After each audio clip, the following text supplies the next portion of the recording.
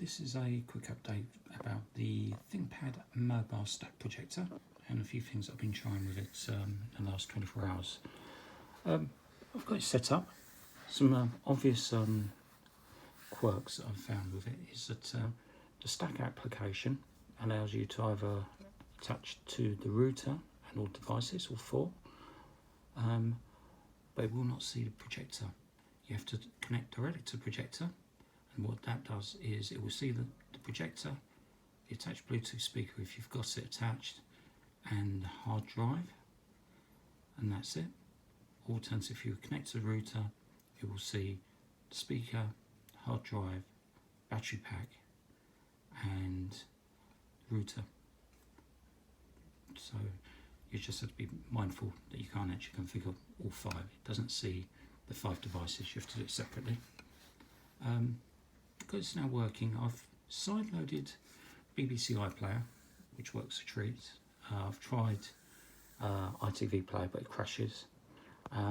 YouTube isn't supported as a side-loaded app. It says that you need the Google Play services in order to work, and this device does not support it. So I think I will have to end up going down the route of probably going for a Chromecast before I can really use that. What I found was, if you tried having all devices attached and powered up, the router was actually telling me there was a hard drive problem, and that what you'd find is on the projector it can't grab access to the hard drive, so it doesn't recognise the hard drive. So they're connected but not connected very well. Picture quality is brilliant on it for 720 picture screen, and I've tried the wireless connection, which is basically Miracast. That works a treat.